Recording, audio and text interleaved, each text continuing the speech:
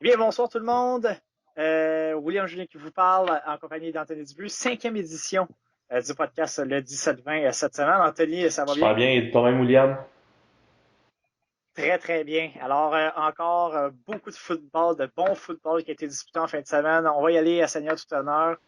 Avec la division Les 1? Nordiques de Lionel Groux qui se sortent de maintenant, je pense, d'une place en série. Défaite de 36-18 contre le CNDF. C'est une très grosse victoire pour le CNDF, honnêtement, dans les Ouais, circonstances. ben pour le CNDF, ça relance vraiment leur saison. Ils sont maintenant à 2 victoires, 3 défaites, donc ça les replace vraiment dans le milieu de peloton. Une défaite pour le CNDF aurait vraiment là, signifié que ça a été dur jusqu'à la fin de la saison, se mettre en série. Mais écoute, je pense que les hommes de Marc-André Dion vraiment sont sur la bonne voie pour la fin de la saison. Puis, selon moi, là, ils devraient être capables de se qualifier pour une place en série. Oui, absolument. Et du côté des Nordiques, c'était un match qu'on devait gagner si on voulait se qualifier honnêtement. C'est peut-être pas le scénario, c'était pas le scénario rêvé. Quand même, CNDF, on savait qu'eux, ils se battraient sur cette septième place-là, donc on est arrivé près. C'est quand même difficile d'aller gagner contre le CNDF à Québec. En fait, battre une des équipes de Québec à Québec, c'est pas toujours facile. Et puis, du côté de Lionel Groux, on doit s'incliner. Les hommes de Marc-André Dion viennent de gagner une très, très grosse victoire pour la course aux séries, Ouais, là. puis juste pour revenir aussi sur les hommes de Éric Marié et le cégep de Lionel Groux, ça va être important pour eux que leur objectif jusqu'à la fin de la saison, c'est d'aller gagner au moins 2 matchs. Parce que si on a juste une victoire à la fin du calendrier, on sait que le Noir et Or serait Ouais. sûrement capable de les prendre leur place. Puis je pense pas que c'était dans le but du programme des Nordiques de faire quelques années seulement. Je pense qu'en fait 2, 3 ans, même pas en division 1. C'est la deuxième saison. C'est la deuxième saison. C'est leur première l'an Donc, dernier. Après avoir gagné le Pôle Nord il y a 2 ans en Division 2. Ça serait un constat d'échec. Ça serait comme ça, on serait monté trop rapidement en Division 1. Mais force est d'admettre que je crois que le Noir et Or est supérieur au Nordique. Valleyfield pourrait revenir encore une fois prendre la place de Lionel Gros. Quand Lionel Gros est monté en Division 1, ça a permis à Valleyfield de monter en Division 2. Et là, Valleyfield pourrait venir d'Amel Pion à Lionel Gros si ça n'arrange pas, parce qu'on a seulement 77 points marqués contre 163 accordés. Et l'allure des matchs. Donc, va falloir gagner des matchs. La fin du calendrier s'annonce très difficile pour les hommes d'Éric Marié en Ah plus. oui, écoute, on a des gros matchs qui s'en viennent. Ça sera vraiment pas facile. Si la tendance se maintient, les Nordiques n'auront fait que passer en Division 1 parce que c'est dommage parce que c'est pas que les Nordiques sont pas nécessairement de calibre pour la D1, mais c'est Ah, vraiment le Noir et Or qui est trop fort pour la Division 2. Faut que Noir et Or, puis même John Abbott pourrait aspirer peut-être à être en D1, mais je pense que Noir et Or, c'est très clair qu'ils doivent être en oui, D1. Puis s'il faut amener le Noir et Or en D1, il faut que quelqu'un cède sa place. Puis en ce moment à 0,5. Puis je regarde le restant du calendrier chez les Nordiques de Lionel Groux. Les matchs qui nous restent, on reçoit Vanier en fin de semaine, Le Vieux Montréal, Limoilou et André Grasset. Je alors, écoute, je pense que les possibilités de gagner peut-être contre Limoilou, ça serait plus raisonnable, mais même là, Limoilou, quand même, qui cause des surprises depuis le début de l'année. Limoilou, pour une équipe facile à battre. Donc, donc faut pas dire, ça sera très difficile. c'est dommage pour eux, mais écoute, c'est la réalité du sport, puis c'est les équipes qui sont compétitives qui vont gagner leur place en Division 1. Ce qui nous amène, William. Juste pour terminer, juste pour terminer sur le match, ça n'a pas été un match où les carrières se sont illustrés. Samuel Cloutier du côté des Nordiques, 11 en 22, 56 verges, une passe de toucher. Et de l'autre côté, Bahati Malira, 4 passes en 14, 37 verges, aucune passe de toucher. Donc, on ne s'est pas signalé à ce niveau-là. Donc, oui, vas-y. Donc, si on va au deuxième match, Ouais, qui était également disputé dans la deuxième, l'attaque des géants explose. Enfin, victoire de 52-21, très convaincant les Villosons. J'ai parlé à Jonathan Demers, d'ailleurs, qui est qui suit les activités de les Villosons, qui est également un amateur du podcast, donc je le remercie, qui m'envoyait, parce que j'ai pas pu me déplacer non plus à les Villosons, en raison que j'étais aux occupations avec le coaching du côté de Marcel Landry, mais on m'a dit que les Villosons avaient une tertiaire très très jeune pour ce match-là, mais que ça excusait pas quand même. Et on était content. Je pense du côté de Francis Lapointe, Jean-Philippe Bégin, de voir l'attaque des Géants enfin exploser. Atterré qui a 7 10 en 20, 216, deux passes de toucher. Donc, c'était un autre bon match. William Paquette-Édouard Arsenault, encore des bons matchs à l'attaque. Hein. C'est des receveurs de prédilection de Il faut quand Cassavy même depuis le début de la parler saison. aussi, William. Et mon ancien protégé aussi, Daniel Garcia, qui a 2 catchs pour 19 verges. Donc, très content pour lui. Oui, C'est quand même important qu'on excuse-moi. mentionne tout un travail. Le joueur de la semaine en Division 2, Benjamin Desroches, avec 25 courses, 217 verges, 4 touchés. Ancien du Phoenix. Tout un match. Écoute, ça, c'est ce qu'on appelle avoir une bonne journée de travail. Comme j'aime si bien le dire, lui, il a dû bien dormir après le match. Oh, absolument. C'est toute une performance pour Ben Desroches, un ancien du Phoenix André Grasset. Puis aussi Évidemment. un gros shootout. Quel match, là. Écoute, 25 courses, 217 verges, 4 touchés, tu vois pas ça tous les Non, jours, ça a là. été vraiment un gros match pour lui. J'attire ton attention aussi du côté de Zachary de Rome qui a eu 10,5 plaqués durant le match, un de nos anciens qu'on a coaché.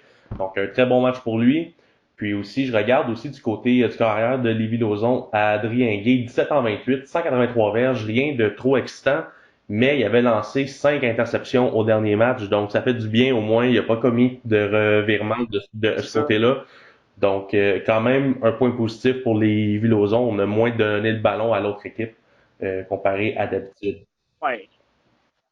Et je pense que c'est une bonne nouvelle pour eux, ils sont contents. Je pense que c'est vraiment, là, on voit que c'est pas les revirements qu'ils ont fait. Je pense que on peut vraiment dire cette saison que c'est un vrai premier bon match pour l'attaque des Géants où on a eu des attaques soutenues, où on a provoqué quelque chose, où c'est l'attaque vraiment qui a profité par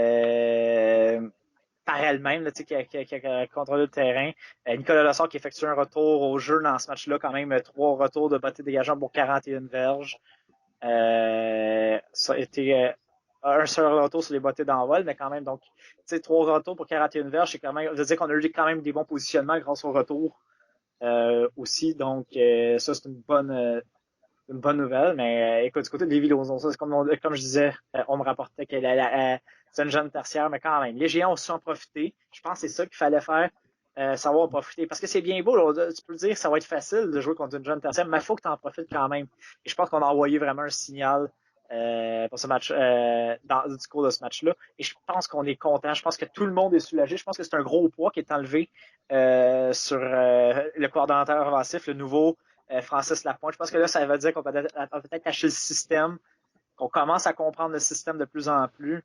Et puis là, ce qui va être le fun, ça va être pour le reste de la saison. Parce qu'on savait que les 2 victoires précédentes de Géants, c'était grâce à la défensive qui avait connu des gros matchs. Et là, ça le fait du bien de voir que l'attaque est venue supporter la Ouais, défense. il faut pas oublier une chose non plus, c'est que les Villosons, c'est une des pires défensives justement du circuit en Division 1. C'était un match où Mais c'était également une des meilleures attaques. Ils ont seulement marqué 21 points. Donc, dans ce cas-là, on peut dire que les Géants ont fait du bon ouais, travail puis aussi. où est-ce que je voulais en venir, c'était que pour Saint-Jean, on se devait de marquer, comme on avait dit la semaine dernière, il fallait marquer au moins 30 points pour ce match-là, pour justement pouvoir s'équivaler, pour faire une équivalence, excuse-moi, avec les autres équipes. Puis à 52 points, mission est accomplie. Puis on a accordé 21 points, vraiment un très bon match pour les Géants. Ce qui- Ouais. Alors, ensuite, c'était le match de la semaine, je crois. Tu avais dit que Grasset perdrait son premier match. Est-ce que c'est arrivé? Bien non. Le Phoenix, encore une fois, qui bat Vanier 30-16. Ça a l'air que ça a été tout un match. Écoute, Mais c'est quand même par 2 touchés, là. Je suis surpris. ben quand même, tout un match. Moi, j'étais sûr que ce match-là était pas pour échapper aux Cheetahs de Vanier parce que, comme je disais pour André Grasset, moi les saisons parfaites, je crois pas à ça. Déjà qu'on a perdu notre corps arrière étoile pour la saison, puis Xavier Tremblay prend la relève à merveille. À chaque semaine, on en dit 20 en 30, 212 verges. Le seul problème, match très difficile pour Quatre lui, interceptions. 4 interceptions pour ce match-là. Mais, mais ça prouve que les Cheetahs n'en ont pas profité, que la défensive du Phoenix a fait le travail parce on a seulement marqué 16 points sur 4 interceptions. Donc, c'est une moyenne si on fait de 3 points de 4 points par interception. Donc, on n'en a pas profité des Puis aussi, revirements. moi, c'est que qu'est-ce que ça me dit, c'est que tu gagnes ce match-là par 2 possessions, par 2 touchés, puis tu as donné 4 interceptions. Clairement, même si on fait de grosses erreurs du côté de l'offensive, on est capable d'aller gagner des matchs.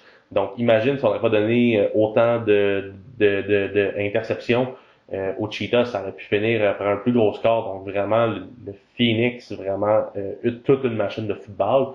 Puis je regarde du côté des receveurs de passe. William Marchand a capté 8 ballons pour 137 verges. Très bon match pour lui. Puis aussi, c'est rare que tu vas voir ça durant un match, mais Anthony Renaud a porté le ballon 30 fois durant le match. Oui, écoute, on est allé au sol du côté de Gracia, ce qui n'est pas habituellement. On n'est pas reconnu pour y aller avec 25-30 portées par match. Là, 30 portées, 47. On a fait 47 courses juste avec les porteurs de ballon. 16 courses quand même aussi pour Tristan Toussaint. Une pour Félix Thomas de la Chapelle. Mais écoute, 30 portées, c'est tout un match pour Anthony Renaud avec deux touchés en Oh plus. oui, vraiment une offensive qui est diversifiée. Puis quand je regarde du côté des Cheetahs, les porteurs de ballon, tout le monde ensemble a couru, on a couru environ 25 courses, puis on a tenté environ une trentaine de passes. Donc clairement, on n'a pas été capable du côté de l'offensive des Cheetahs de s'établir durant ce match-là. Puis je regarde aussi du côté de la défensive, tout un match côté du secondaire de André Grasset, Nicky Alexander Farinaccio, quand même un total de 9 plaqués pour lui durant ce match, donc un très bon match pour lui. Puis ensuite, je regarde du côté de la défensive, du côté des Cheetahs de Vanier, deux bonnes performances de 9 plaqués, dont un pour perte pour Konstantinos Papa Nicolaou, puis Chaz Kidder Alexander aussi. Donc, je pense que ça fait pas mal le tour de ce match-là. Je pense que malheureusement, j'ai pas pris pour le bon cheval pour ce match-là, mais j'y croyais quand même. Oh oui, mais écoute, c'est quand même toute une victoire pour André Grassel qui démontre clairement quelle est la puissance de la Division 1 avec ou sans Jonathan Sénécal. Honnêtement, c'était un match baromètre pour savoir ça, honnêtement, là, contre Vanier ici. Et je pense qu'on l'a prouvé. Ensuite, dans l'autre match, écoute, ça a été facile. Limoilou s'en allait au Collège Notre-Dame contre le Vieux. 54 la victoire du Vieux.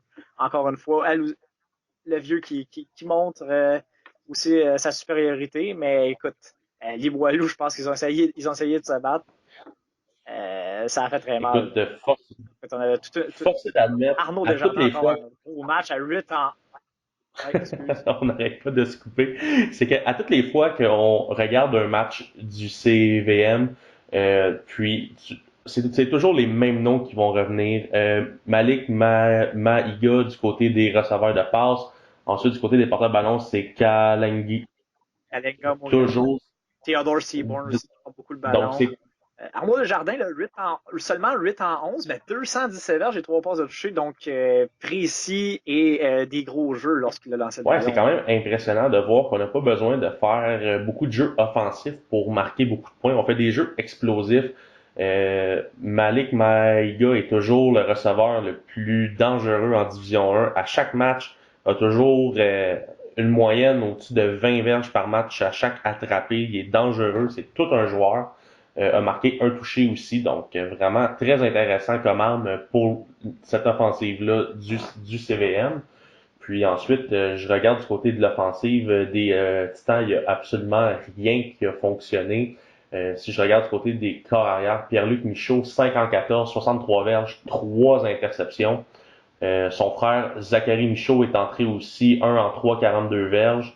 Et aussi Félix Lacasse, 1 en 6, 12 verges. Donc vraiment, du côté Ouais. offensif, il n'y a rien qui fonctionnait. Les receveurs de passe, c'est toute une moyenne en bas de 5 verges par réception.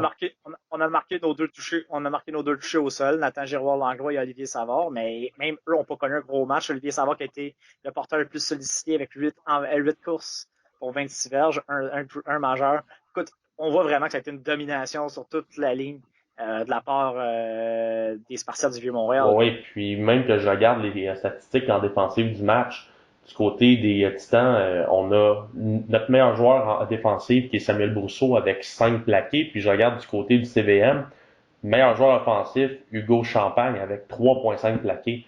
Vraiment, on peut dire qu'on a botté souvent le ballon là, du côté des Titans parce que la défensive, il y a absolument il y a une, deux, trois interceptions, mais la défensive n'a pas eu un gros match. On n'a pas eu besoin de jouer un gros match du côté du CVM.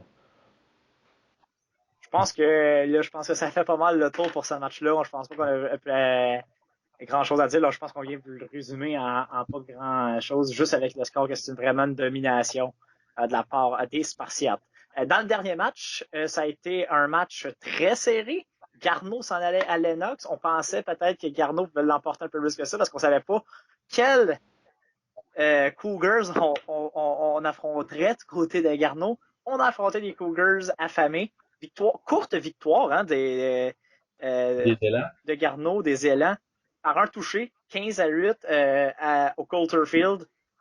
Écoute, je pense que Lennoxville, sans dire que c'est quelque chose qui sont contents, c'est une victoire morale quand même, là, parce qu'on a tenu les élans, là, qui est quand même deuxième dans la ligue. Oh, oui, quand même.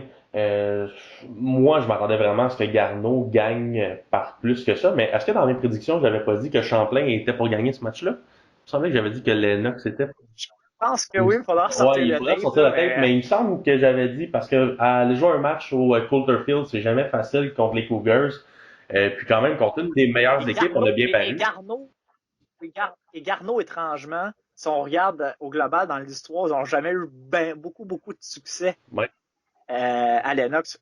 Même quand ils avaient des puissances ou pas puissances, ben là, c'est une belle victoire et ça confirme. Surtout, il aurait fallu perdre ce match-là. On aurait redonné l'exclusivité du deuxième rang aux Spartiates. Donc, je pense qu'on respire beaucoup mieux du côté Ouais, des puis du élans. Là. côté des élans de Garneau à l'offensive, toute une performance du côté du receveur de passe Justin Langlais. 6 réceptions pour Oui, tellement. 133 verges et une moyenne de 22 verges par catch. Quand même, sinon, du côté au sol, on a quand même beaucoup porté le ballon entre Émile Malenfant et Tristan Blais. Chacun, les deux ensemble, ont environ une vingtaine de portées et ont eu 150 verges ensemble. Donc, beaucoup de. Émile Malenfant, il faut le souligner, presque à chaque semaine, et ça, le joueur par excellence des unités spéciales, c'est le batteur de la formation également. Écoute, c'est probablement le meilleur de la Division 1, honnêtement. Là, on le voit, je pense, sur les 5 semaines, là, il a été 3 ou 4 fois joueur de la semaine sur les unités spéciales. Donc, je voulais le souligner parce qu'il faut pas prendre les unités spéciales au deuxième degré. C'est une facette très importante du Ouais, jeu. c'est vraiment important. La meilleure preuve que je peux te donner avec les Bruisers dans le junior en 2016, quand on a gagné le championnat avec une saison parfaite, Simono, c'est Louis-Philippe Simoneau, des punts de 50-60 verges, puis des field goals de 40 verges. C'est plus facile de gagner des matchs de même. Juste pour revenir à ce ça c'est match-là, du sûr. côté des Cougars de Champlain-Lennoxville, le carrière Lucas Boulanger, 20 en 37, 225 verges, aucune passe de toucher, aucune interception. Puis aussi, là, Ouais, un bon ouais, match. quand même, vraiment solide. Aurait dû, il manquait une passe de toucher pour aller mettre une game égale avec Garneau. Puis c'est la même chose du côté de la défensive. Comme on disait, il n'y a pas de performance à souligner du côté des deux défensives. Ça a été vraiment un match serré du début à la fin. Donc ça fait. Pas mal tout le monde s'est illustré en défensive. Donc, beaucoup de plaqués. Si on regarde les statistiques là, présentement, beaucoup de joueurs ont eu des plaqués, beaucoup de joueurs ont des passes rabattues ou des choses comme ça. Donc, ça a vraiment été un bon match. Là, de ce que je vois, là, d'après moi, ça a été bon jusqu'à la Oui, fin. est-ce qu'on fait un petit tour sur le classement? Donc, Ouais, alors, terminant en division 1, vas-y dans le classement, ouais, Tony. donc pas de surprise en première place, le Phoenix de André Gasset, 5 victoires en 5 matchs. En deuxième place, Et seulement 74 points ouais, accordés. quand même toute une Faut le défensive faire. très Ce impressionnante. statut assez. Ensuite, en deuxième place, on a une égalité avec 4 victoires et une défaite des Élans de Garneau et des Spartiates du CVM. Ensuite, Ce qui fait que Gardeau est en deuxième place en raison de leur victoire contre le CVM. On va le préciser aux ouais. gens. Donc, parce que si jamais les deux équipes n'ont pas joué contre, c'est le tiebreaker, c'est les points en défensive. Mais vu que Garneau a battu le CVM, Garneau sera en deuxième place. Donc, je vais quand même y aller avec la vraie ordre. En quatrième place, Saint-Jean, Limoilou cinquième, donc ces deux équipes-là sont à 3 victoires, 2 défaites en 5 matchs. Ils s'affrontent pas cette semaine, mais la semaine prochaine. Donc, le match va être d'une importance capitale pour les deux Oui, équipes. absolument. Ensuite, en sixième place, les Cheetahs du Cégep de Vanier. C'est une déception à ce stade-ci de la saison, honnêtement, Anthony, de les voir sixième. Ils se battent pour les séries, parce que Lennoxville est 1 et 4 et les Villozons est 1 et 4. Donc, si Vanier perd un autre match, là, ça pourrait faire mal. Ben, quoi qu'on joue Lionel Gros en fin de Ouais, semaine, mais là, quoi que pour Vanier, justement, ils ont passé vraiment, les grosses équipes sont passées, là, vraiment. pas Donc, on va absolument. vraiment affronter, là, il reste encore à affronter les Nordiques, les Faucons. Donc, tu sais, vraiment, ça serait pas un problème pour les Si on est Cheetahs. encore sixième dans 2 semaines, si on était encore sixième dans 2 semaines, là, il faudra se poser Oui, des questions. absolument. Mais pour l'instant, c'est pas mal placé pour eux puis pour nos anciens joueurs. En septième place aussi, le CNDF à 2 et 3 aussi. Ensuite, en 8e place, les Cougars Champlain-Lennoxville avec une victoire, 4 défaites. Même chose pour les Villozons qui est 9e. Puis en dernière place, les Nordiques du cégep de Lionel Groux avec aucune victoire en 5 matchs. Alors, en fin de semaine, donc, dès 13h, samedi le 28, Notre-Dame-de-Foix est à Grasset. Ça se tiendra pas là-dessus. Je pense que c'est Grasset. Si Vanier n'a pas réussi, le CNDF ne réussira Non, pas. victoire écrasante pour Grasset. Moi aussi, je vais avec au moins 3 possessions. Ça devrait pas être une surprise vraiment là. On peut passer à l'autre match. Une bataille de Québec. Limoilou à Garneau, ça va être intéressant, honnêtement. Ça va être Entre les intéressant. Titans de Limoilou et les Élans de Garneau, le match est à Garneau. Moi, j'y vais avec les Élans de Garneau. J'aimerais ça te dire que vu que c'est un match qui est à domicile, ça va avoir comme un impact. Mais Limoilou est pas très loin de Garneau, donc mais je pense vraiment que c'est l'équipe qui est meilleure au niveau de Garneau. Ouais, absolument. Je pense que la profondeur. Mais je m'attends pas à un massacre, honnêtement. Je m'attends peut-être à un 2 possessions gros maximum, 10-14 points. Mais je m'attends pas là, à quelque chose là, de 3, 4, 5, 6 touchés. Honnêtement, je pense que Limoilou va aller se battre. C'est un match important pour eux parce qu'ils reçoivent Saint-Jean la semaine d'après. Donc, on veut vraiment essayer d'aller chercher ce match-là du côté des Titans. Ensuite, à 19h, on aura Lévis-Lauzon au Vieux-Montréal. Je pense que je vais y aller avec les Ouais, Spartiates. ben moi aussi. Écoute, quand on fait des Saint-Jean prédictions qui est sorti 50. quand on fait des prédictions à chaque semaine, on aime toujours ça, chacun prendre chacun pour faire comme une confrontation. Mais quand on voit jusqu'à Cette semaine, ça ouais, donne ça. en ce moment, c'est assez facile à faire. Donc le CVM devrait pas avoir trop de misère à aller mettre beaucoup de points contre la pauvre défensive des Faucons du Cégep de Lévis-Lauzon.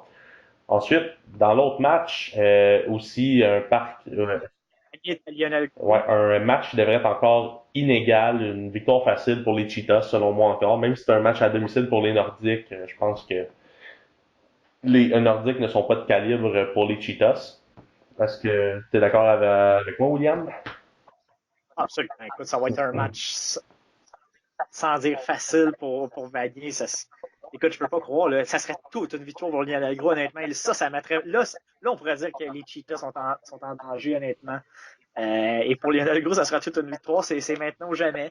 J'ai comme l'impression qu'ils vont se faire présenter avec le sentiment de vouloir gagner, mais au final, la Parce que force. leurs 4 derniers matchs de la saison vont être contre des équipes du top 5 en ce moment. Donc, vraiment, c'est le temps pour eux. Si on va chercher une victoire, ça va être une grosse victoire.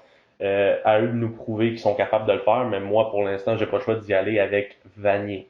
Ensuite, dans le dernier match de la fin de semaine, les Cougars de Champlain-Lennoxville sont en visite à Saint-Jean, venir visiter les Géants au stade Alphonse Desjardins. Le match est à 19h30 samedi. Pour moi, le match qui a le plus de chances d'être serré en fin de semaine. Écoute, William, moi je te demanderai pas pour qui tu prends ce match-là, puis juste pour pas qu'on ait les mêmes prédictions toute la fin de semaine, je vais y aller avec les Cougars encore. Ah, tu sais pas? Je sais pas. Alors, Écoute, j'y vais avec Saint-Jean. J'y vais avec Saint-Jean par 3. tu vas avec Saint-Jean par 3. Par 3, honnêtement. Ben écoute, moi j'y vais avec les Cougars par 5 points, on va dire. Moi je pense que Bon, ça va être serré. Ça va être très serré. ça Ça, va c'est être sûr. On va s'attendre à un match là, qu'on a vu des géants au début de la saison. Des 9 à 7 et tout. Je dis pas que ça va être aussi bas que ça, mais ça va être ces écarts de points-là environ. puis tu sais ça me fait quand même de la peine de pas prendre pour Saint-Jean parce que écoute, c'est notre ville, on vient de là, mais force est d'admettre que les Cougars ont eu un très bon match contre une des meilleures équipes du circuit. Donc si Que Champlain a du succès. Saint-Jean, aucune victoire contre Knoxville depuis qu'ils sont revenus en Division 1. Je me dis que ça sera le temps. ouais, ça serait le temps pour Saint-Jean.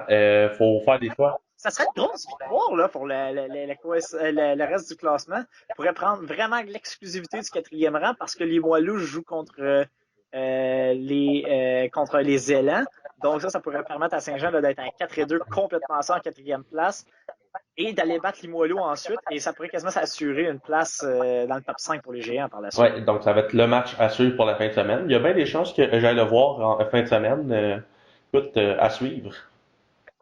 Avec ton ami Max Dupuis, d'ailleurs, qui est coordonnateur défensif des Cougars, on le rappelle. Donc, encore du bon football en D1 ça promet encore fin de semaine. Je pense qu'on va avoir des choses à dire encore la semaine prochaine. On va y aller immédiatement des deux. Écoute, on va terminer avec le match là, parce qu'on a un petit pincement au cœur en fin de semaine. Écoute, je ne peux pas croire à ça quand je t'ai texté ça. Mais dans les 3 autres matchs, là, c'est presque des massacres. John Abbott, 60-23 contre Outaouais, pas de difficulté pour les Highlanders. Enfin, j'ai envie de dire les Highlanders ont fait une grosse performance contre une équipe de bas de classe. Écoute, si tu veux qu'on résume le match, c'est pas compliqué. Du côté des Highlanders de John Abbott, Elijah Williams, encore toujours 19 courses, 243 verges, moyenne de 12,8 par portée, 3 touchés. On n'a pas besoin de chercher très très loin où ce que l'attaque a dominé du côté de John Abbott. Un très bon match aussi du côté de l'offensive pour le carrière et les receveurs. Ensuite, je regarde du côté de l'Outaouais. Quand même, Xavier Gervais, le carrière des Griffons de l'Outaouais, 11 en 27. Et quand même 245 verges, 2 passes de toucher, une interception. Donc quand même un très... La performance du jour du côté de l'Outaouais revient vraiment au receveur de passe numéro 2, Simon Riopel. Quel match, là, 4 réceptions, 162 verges, 2 touchés. Toute une performance pour le receveur. Oh, oui, absolument. Ça a été un très bon duo. Puis je pense qu'on en avait parlé aussi la semaine dernière qu'il y avait un très bon duo entre le carrière et ce receveur-là, justement, en Outaouais. Donc vraiment, ils sont capables de faire des jeux explosifs. Il manque un peu de profondeur sur l'équipe, mais quand même, quand tu as un bon duo comme ça, tu es capable de jouer de très bons matchs de football. Donc, comme on parlait, 60-23, il n'y a pas grand-chose de plus à dire sur ce match-là. Ce qui nous amène dans un autre ordre d'idée au match entre les Diablos Cégep de Trois-Rivières qui est en déplacement au Noir et Or de Valleyfield. Victoire de... On s'attendait à ce que ce soit le match de la semaine, mais là, Valleyfield vient de confirmer sa supériorité devant tout le monde. Oui, absolument, mais quand même, je pense que les Diablos, quand même, ont eu un très bon match. C'est sûr que tu aurais voulu marquer plus de points. C'est sûr qu'à l'offensive, ça n'a pas été super bien. Mais quand tu donnes quand même 38 points, quand que je regarde ce résultat-là, si ces équipes-là venaient à se recroiser en série d'après-saison, ça pourrait vraiment avoir un autre angle. Écoute, c'est pas vraiment une surprise du côté du Montréal. Gabriel Cyr durant 11 en 19. OK, 219 verges, 4 passes de toucher, aucune interception. Le receveur de passe, Vincent Charette, 4 réceptions, 124 verges, moyenne de 31 verges, 1 touché. Et porteur de ballon, 20 portées pour Xavier Daou avec 99 verges. Donc vraiment... Et ce que j'aime du côté de l'attaque de Valleyfield, c'est que c'est en attaque, les 4 touchés, 4 joueurs différents. Vincent Charette a capitaine passe de toucher, Mathieu Vizokskis a capitaine passe de toucher, Vincent Penneau et Martin Blais. On a un touché défensif également qu'on a ajouté, donc on voit la variété du côté de l'attaque du Montréal. Ouais, justement, puis tout un match du côté de la défensive du Montréal de Samuel Leduc. Écoute, 8 plaqués solo, 2 assistés, total de 9 plaqués, une interception, un plaqué pour perdre, une passe rabattue et son interception qui est un pick six. Donc, un très bon match pour lui. Puis ensuite, je regarde du côté de la défensive des Griffons d'Outaouais, un très bon match pour le secondaire Félix Simoneau avec un total de 10 plaqués, dont 3 pour perte. Donc ça résume aussi pour ce match-là. Je t'amène dans un match vraiment qu'on avait dit, pas vraiment de surprise là. Les Nomades du Cégep de Montmorency qui l'ont emporté 45-11 contre les Condors du Cégep de Beauce-Appalaches. Je vais t'avouer que ça fait mal à mon cœur de voir que Beauce est toujours pas capable d'aller arracher une victoire en D2. Je pense que forcé d'admettre qu'il va falloir commencer, peut-être penser à aller en D3 au cours des prochaines années pour rebâtir le programme. Ouais, c'est dommage. Oh, ça commence à être dommage pour la formation de Marc Loranger. Semaine après semaine, on dit est-ce qu'on va y croire? On est ici, on en parle, et on se dit est-ce qu'on va y croire? Est-ce que c'est là? Est-ce que c'est le moment pour Beauce? À chaque semaine, on arrive avec un résultat triste à voir, honnêtement. Et je pense que je suis d'accord avec toi. Je pense qu'il faut commencer peut-être. Et ce serait pas, c'est pas une démotion, mais je pense que ce serait le mieux pour tout le monde, pour la cohésion, d'aller en Division 3, de revenir en 2 peut-être un peu plus tard par la suite, parce que là, on est en train de se faire mal, honnêtement, en Division 1. Oui, absolument. Tu sais, je regarde du côté du carrière, Jérémy Desmeules, 13 en 31, 106 verges, une interception.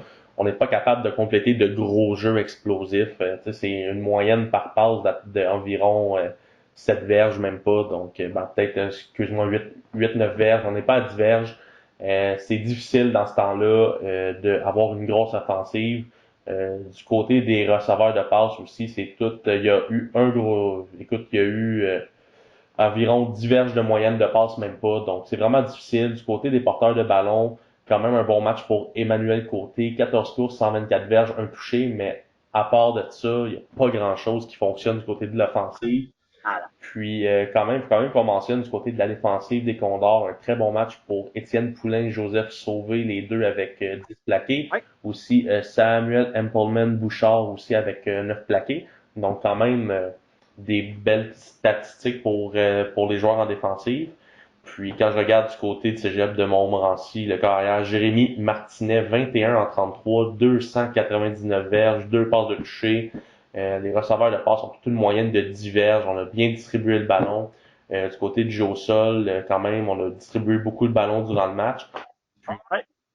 Puis du côté de la défensive, un très bon match pour Atman Bram avec 8 plaqués solo durant le match. Donc, Samuel Morissette, 6 plaqués solo, c'est un très bon match. A provoqué également un toucher de sûreté. Donc, du côté de la défensive de Montmorency, on a été également solide. Et dans le dernier match, le match crève-cœur samedi soir, quand je t'ai écrit ça, le match crève-cœur. Ton ancien entraîneur-chef du côté de Bishop, Kevin Mackey et les filons de Thetford qui font quoi, Anthony? Se font planter? Ben non! Vont battre les Lynx d'Édouard Montpetit 29 à Gérard. Le match qui était disputé à Gérard Filion.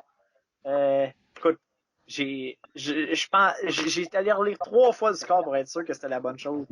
On s'est excité pendant le match. Les filons marquaient un toucher à la toute fin de partie, 53 secondes, je pense. Pour la victoire. Quelle grosse victoire de Thetford! On l'avait dit, cette équipe-là peut en battre une du top 3. C'est ce qu'elle a fait en fin de semaine. Ouais, écoute, c'était 17 ou non, c'était en tout cas c'était 19 à 12 ou de quoi comme ça pour les pilons. Puis les Lynx ont marqué un touché, il restait moins de 3 minutes au match. Donc là, on s'est texté, ah parfait, les Lynx ont réussi le coup contre Thetford, ils s'en sont sortis. Ben non, les filons sur le dernier jeu du match, ils ont réussi le botter de 1 point. Ils sont allés chercher cette victoire-là. En fait, c'était 19-13 pour Édouard Montpetit en fin de match. Ils ont marqué un touché. Ah, c'est le contraire, excuse-moi, c'est mon erreur. Donc, c'est Thetford qui est allé chercher, excuse-moi, un touché en fin de match avec quelques secondes à faire. Écoute. Quelle victoire, là. Quelle force de caractère d'aller chercher ça en fin de match contre une équipe comme Édouard Montpetit. Écoute, chapeau aux hommes de Kevin McKen. Oui, absolument. Du côté offensif, là, du côté des filons, ça a super bien été. Je regarde les statistiques du carrière. Louis Archambault, 17 en 31, 209 verges, une passe de toucher, une interception. Quand même un bon match. Ensuite, je regarde du côté de ses receveurs de passe. Vraiment, Sébastien Binette a été le receveur le plus visé avec 6 réceptions et un touché. Du côté des porteurs de ballon, vraiment pour Jonathan Fournier, 16 portées, seulement 33 verges. Donc on a réussi à arrêter le jeu au sol du côté des Lynx. Ensuite, je regarde du côté de l'offensive des Lynx. Noah Legros, 22 en 43, 304 verges, 2 touchés, 2 interceptions. Quand même environ 50% de passes. C'est quand même pas un mauvais match pour lui. Écoute, du côté des receveurs de passe, vraiment un gros jeu explosif du côté de Guillaume Gagné Labelle, qui a 2 réceptions pour 99 verges, dont un touché. Mais le receveur qui a été le plus visé, c'est Hugo Lacroix avec 8 réceptions durant le match. Ensuite, je regarde du côté des porteurs de ballon. On n'a pas vraiment été au sol beaucoup du côté des Lynx. Non, ça a été difficile. Ouais. On a 3 porteurs qui ont une portée chacun pour 0-0 et moins 2 verges. Donc, pas été très, très facile. Et Marvic Paquette, celui à qui on donne habituellement beaucoup de ballons, seulement 3 portées pour 5 verges. Donc, ça a été difficile au sol. Oui, absolument. Puis aussi, du côté des deux équipes en défensive, pas grand-chose à souligner non plus. Quand même un bon match du côté de Jacob Dufort, du côté des Lynx avec 6 plaqués, dont une interception, un plaqué pour perte et une passe rabattue. Vraiment un gros vol pour Thetford pour ce match-là. Puis savoir une victoire, là, c'est bon pour le reste de la saison. Là. Les équipes devront vraiment prendre Thetford au sérieux. Parce que Thetford viennent de prendre le 3e rang du classement, puis il faut pas oublier, c'est eux qui reçoivent le bol d'or pour les 2 prochaines années. Oui. Donc, c'est une motivation supplémentaire, ça, veux pas. Puis, quand tu regardes le classement, sans surprise, le Noir et Or et John Abbott, les 2 équipes sont à égalité au premier rang avec 4 victoires, aucune défaite. Le Noir et Or est premier car ils ont 52 points accordés contre 63 pour John Abbott, donc ça fait 1 et 2. En troisième place, pardon, les Filons du Cégep de Thetford, 2-2. Grosse victoire contre les Lynx, qui sont tout de même en quatrième place avec 2 victoires et une défaite. En cinquième place avec 2 victoires et une défaite aussi. Euh, les Diablos de Trois-Rivières. Les Lynx sont quatrième à cause qu'ils ont donné 27 points. Ensuite, les Nomades du Cégep de Montmorency sont en sixième place. Une victoire, 3 défaites en 4 matchs. Ensuite, en septième place, les Volontaires du Cégep de Sherbrooke avec une victoire et 2 défaites, seulement 3 matchs joués, eux. Ensuite, en huitième place, les Condors du Cégep de Beauce-Appalaches, aucune victoire en 4 matchs. Et Outaouais est dernier avec aucune victoire en 3 matchs. Donc, suite au fait qu'il y a 9 équipes, qu'il y a des bye week aussi, qu'on ait commencé plus en retard, il y a des équipes à 4 matchs, des équipes à 3 matchs de jouer. Ouais. Mais au final, là, ça donne quand même une idée à peu près de qui est à peu près où. Le classement est quand même assez égal, je te dirais. Il y a peut-être une ou deux équipes là, qui vont être plus haut, plus bas, mais sinon, ça change pas grand-chose. Ça nous amène, William, les matchs en fin de semaine. Le premier match. Écoute, le premier match, c'est le match du Ah, week-end. absolument. Les Lynx, Cégep d'Édouard Montpetit qui sont en visite à John Abbott. Écoute, Quel match? si on y va avec notre cœur, on y va pour les Lynx, mais si tu y vas avec notre tête, on y va pour les Highlanders de John Abbott. Ah, absolument, je suis d'accord. On n'a pas le choix d'y aller avec John Abbott. Edouard, mon petit, c'est une dure défaite qu'ils ont eue contre les Filons. Moi, je crois qu'on va peut-être en ressentir des séquelles du côté d'Edouard, mon petit, de cette défaite-là. Et la semaine d'après, tu n'as même pas la chance de rebondir sans être de vouloir dénigrer les autres équipes. Tu ne joues pas une équipe comme Outaouais ou Beauce-Appalaches ou Sherbrooke.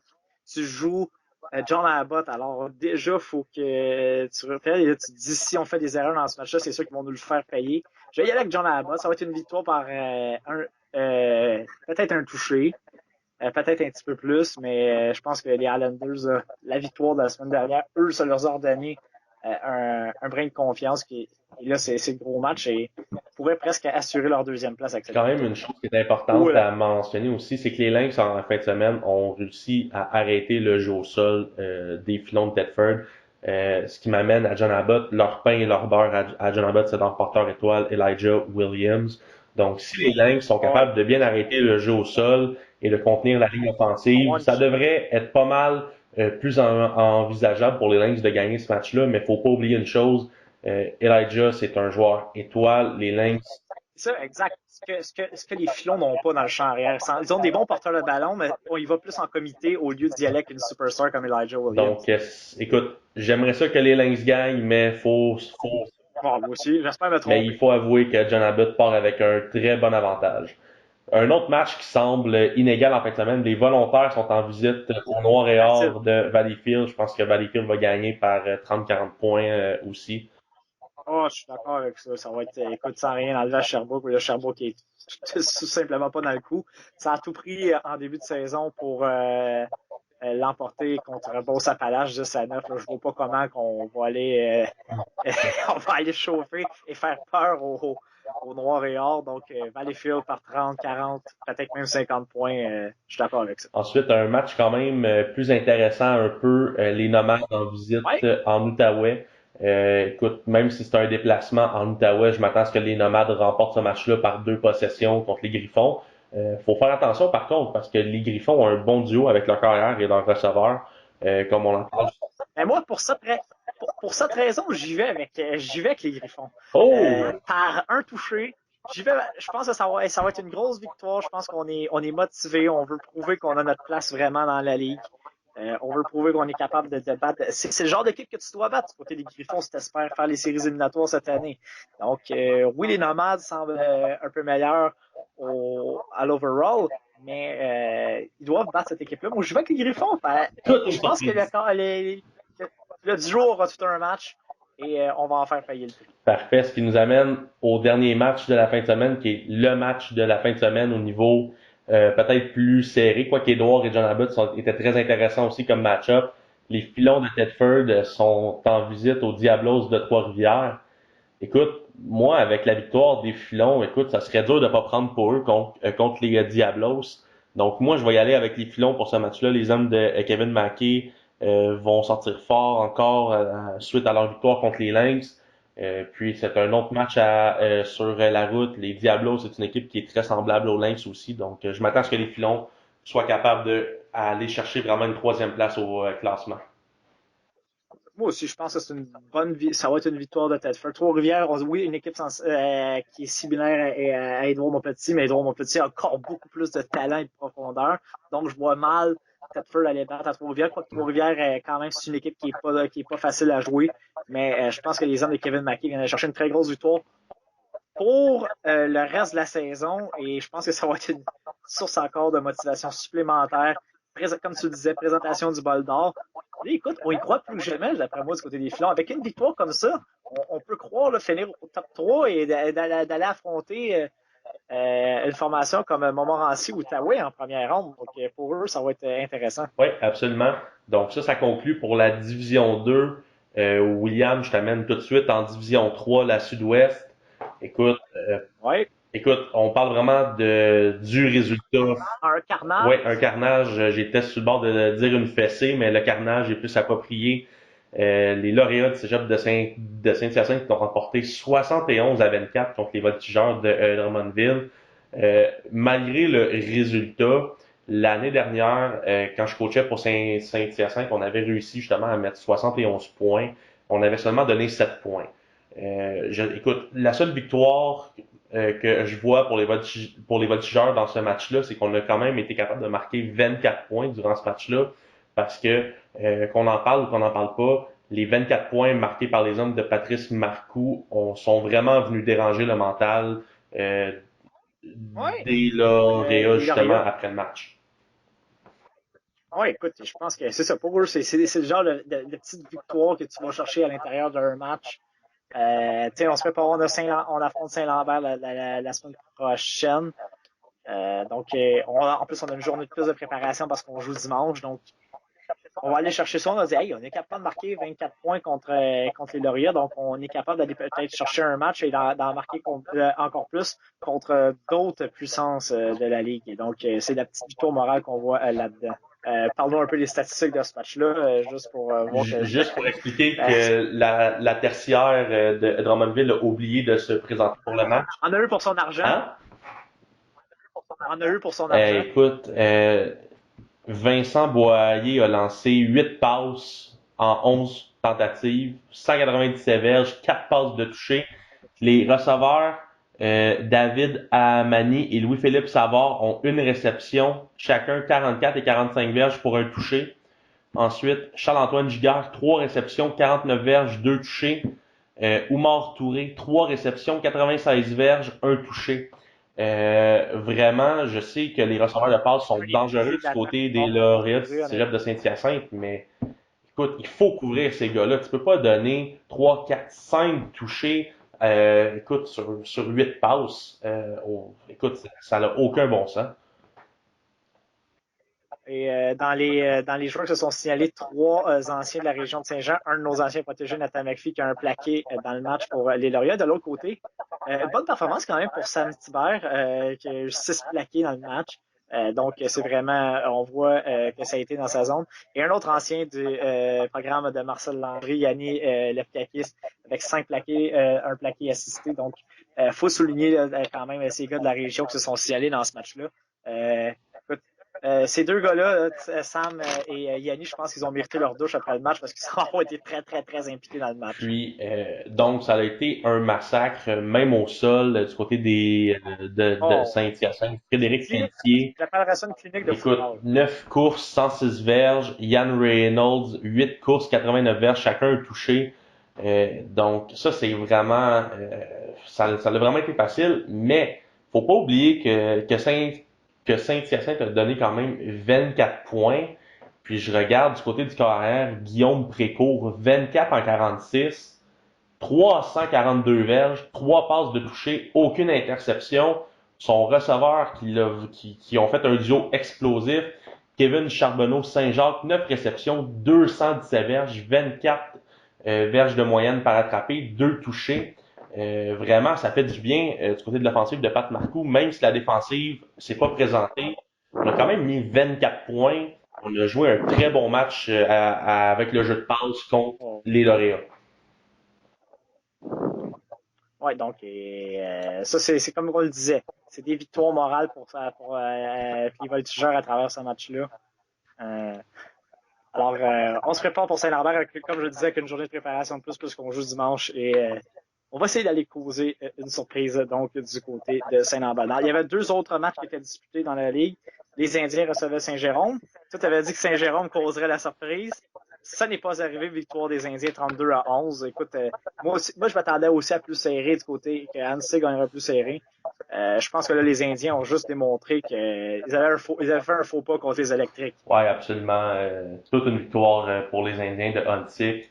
Vraiment, le receveur de passe du côté des Indiens, Rockandi Joseph avec 7 réceptions, Quel match! 230 verges, moyenne de 33 verges par catch, deux passes, deux réceptions pour des touchés. Ça a quand même bien aidé les statistiques de son carrière, tête d'Olivier Pierre, mais quand même 14 en 29, 264 verges, 3 passes de toucher, mais 2 interceptions aussi. Puis je regarde aussi du côté au sol, on n'a pas fait grand-chose du côté des Indiens. Du côté de Saint-Jérôme, match assez tranquille, le carrière Justin Fortin-Deschênes, 12 en 32, 130 verges, une passe de toucher. Vraiment, puis aussi du côté au sol, on a 12 jeux au sol durant le match pour 30 verges. Donc ça a vraiment été une contrôle de possession du côté là, des Indiens de Huntsic durant ce match-là. Je regarde aussi. On a démontré notre supériorité et notre profondeur du côté des Indiens vraiment dans ce Ouais, match-là. donc il n'y a pas grand-chose de plus à dire sur ce match-là. Il n'y a pas beaucoup de statistiques. C'est pas passé grand-chose. Ça devait être un match quand même assez plate, comme on peut dire dans le bon vieux jargon. Et, et dans le dernier match, une autre grosse victoire des Triades de la Nodière, 27-17 cette fois contre Saint-Lambert. On s'attendait à un bon match parce que Champlain, jamais facile à battre. Écoute, Alexander Fox, à son année recrue, est en train de bâtir quelque chose d'intéressant avec les Triades. Ouais, ben c'est sûr qu'ils prennent en charge déjà un programme qui était déjà en bonne posture. Ensuite, je regarde durant ce match-là, on a vraiment porté le ballon au sol. On a deux porteurs qui ont environ 20 portées chacun pour un total de 39. David Chaloux, un vétéran et capitaine de l'équipe, 17 courses, 134 verges, moyenne de 8 verges par portée, un touché. Et puis Zachary Leduc Boudreau, 22 portées, 127 verges. Très bon match au sol du côté des deux porteurs. Puis du côté par la passe, ça a été plus tranquille. Charles Picard, le carrière des Triades, 11 en 24, 146 verges, deux passes de toucher, une interception. Du côté des receveurs de passe, là, David Chaloux aussi, qui a aussi autant que porteur que comme receveur, s'est illustré avec 3 catchs pour 75 verges. Donc un très gros match pour le vétéran David Chaloux. Aussi en défensive, à noter la performance du demi-défensif Loïc Dagenet avec 8,5 plaqués, dont un pour perte. Si je regarde du côté des Cavaliers, des statistiques, le carrière Philippe Pelletier, 18 en 33. Ce qui est pas mauvais, entre autres. 18 en 30 pour 280 verges, c'est quand même bon. C'est rien de. Mais aucune passe de toucher, a été victime d'une interception. Ça fait mal. Ouais, puis je regarde son receveur Alec Grégoire, 3 réceptions pour 155 verges. Moyenne de 50 verges par attrapé, quand même assez intéressant. Aussi distribué à Santino Sparagna et à Benjamin Bergeron-Spénard. Je vais finir. Puis justement, en parlant de Benjamin Bergeron-Spénard, quand même couru avec le ballon 17 fois pour 63 verges. Donc ça a été le porteur. C'était lui qui a eu du succès, vraiment, parce que Brandon Blair, Philippe Petit, Alec Grégoire, c'était difficile au sol du côté des Cavaliers. Ouais, aussi. Puis aussi, à noter la performance de Mathieu Martel du côté de la défensive avec un total de 9 plaqués. Donc, ça fait le tour vraiment des résultats en fin de semaine. Si on s'attarde au classement dans la sud-ouest, pas vraiment de surprise en première place, les lauréats de Cégep de Saint-Hyacinthe, 4 victoires, aucune défaite, suivi par les Indiens d'Ontic en deuxième place avec 3 victoires, aucune défaite. Ensuite, ce qui nous amène à la troisième place, les Triades du Cégep de la Nodière avec 3 victoires, une défaite.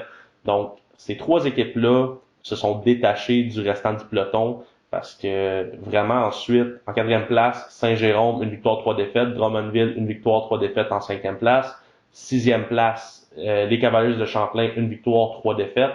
Puis en dernière place et septième place, les Électriques de Shawinigan, 0-3. Donc vraiment, on peut voir que Saint-Hyacinthe, Huntsic et la Nodière se sont détachés. Donc on peut vraiment dire que ça va finir 1, 2, 3, peu importe l'ordre parmi ces trois équipes-là. pas d'heure.